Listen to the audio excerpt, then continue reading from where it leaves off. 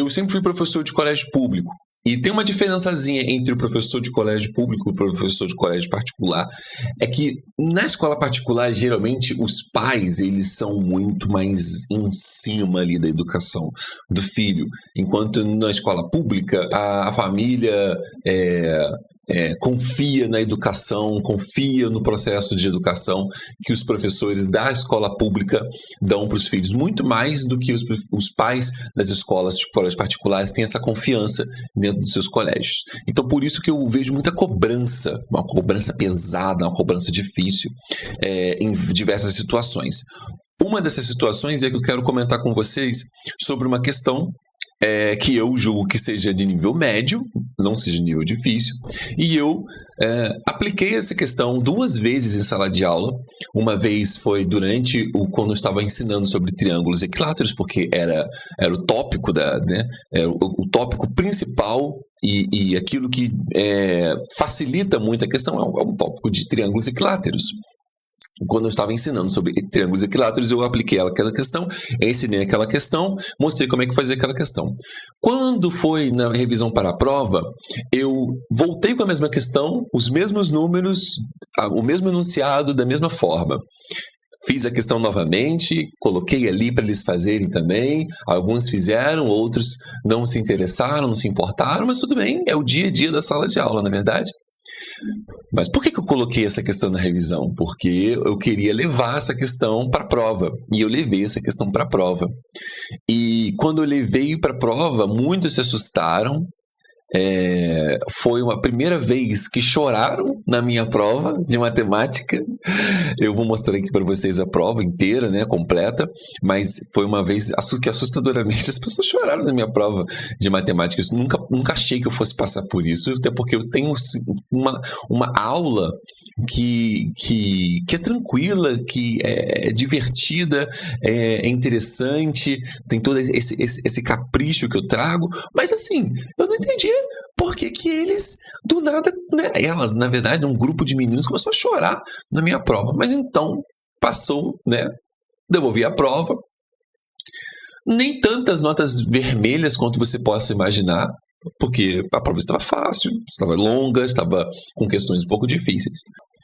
Passou uma semana depois disso, eu fui rechamado na sala da direção, a diretora muito gentil foi conversar comigo. E ela disse que houve 2 pais, 2 responsáveis de alunos, que chegaram para ligar para a escola para questionar a prova de matemática do professor Lucas. Eu falei, como assim? Como assim? Aí ela, não, olha só, o que acontece é que você colocou uma questão que ninguém está conseguindo fazer. Como assim? Ninguém tá conseguindo fazer. É uma questão dificílima. Tem 2 pais. Um pai é engenheiro de não sei o que, e o outro pai é a mãe não sei o que, da professora de não sei da onde. E aí eles ligaram dizendo que é inadmissível que um professor dê numa turma tal uma prova uma questão que ninguém consegue fazer. Mamíferos. Então, olha, gente, eu guardei todos esses dias da minha vida para chegar nesse momento e eu fazer um vídeo mostrando essa questão, porque naquela época eu nem pude fazer isso, porque eu estava sendo pressionado para não ser demitido da escola, e depois agora fui, né? No final das contas a gente sai, uma hora ou outra a gente sai. Olha só que questão ridícula, que o engenheiro e a professora não foram capazes de fazer, mas não é porque eles não sabiam matemática, é porque eles não sabem ler e interpretar uma questão. Se liga só.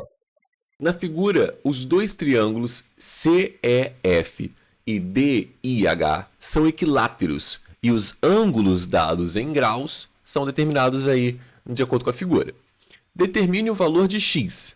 Então a gente precisa encontrar aquele ângulo lá que está entre os 2 triângulos, que está com o nome x.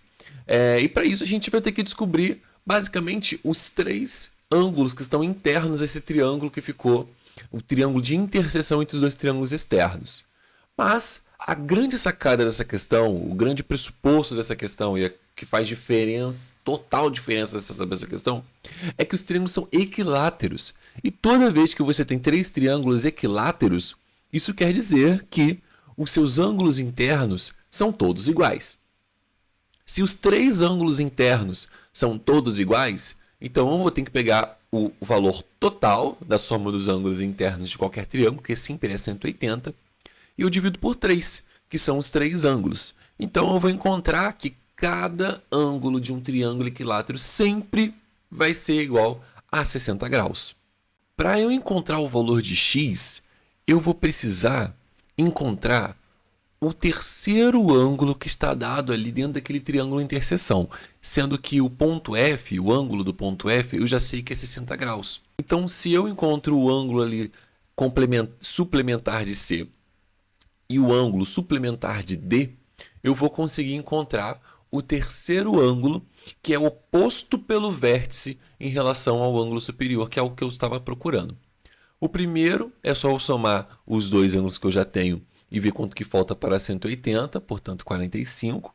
E o segundo, eu vou fazer a mesma coisa, vou somar quanto tenho e vou ver quanto que falta até chegar a 180. Chegamos em 55. Bom, se de um lado eu tenho 45 graus e do outro lado eu tenho 55 graus, então se eu somar os dois, eu vou ter 100 graus. Portanto, o meu terceiro ângulo deste triângulozinho é um ângulo de 80 graus, porque é quanto que eu falta de 100 para chegar até 180. Então, o meu ângulo que faltava, ele é 80. E como ângulos opostos pelo vértice são sempre equivalentes, são congruentes, então eu sei que o meu outro ângulo do outro lado é 80 graus. Logo, eu somo 80 com 60 e eu vou encontrar quanto que falta para 180 e assim encontrar o valor do ângulo x, finalizando a questão com muita facilidade e tranquilidade.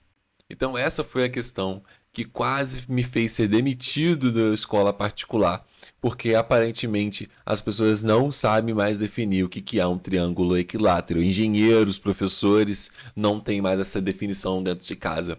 E agora, se os alunos não foram capazes de fazer essa questão, depois de ter ensinado ele em sala de aula e depois de ter feito a revisão para a prova, eu quero que você coloque nos comentários qual a sua opinião. A culpa é deles não terem estudado direito, devidamente para a prova? Ou vocês acham que eu fui exagerado e realmente coloquei uma questão muito difícil? E você viu a prova inteira no começo do vídeo? Dá a sua opinião sobre a prova de matemática do 8º ano. Um abraço e até a próxima!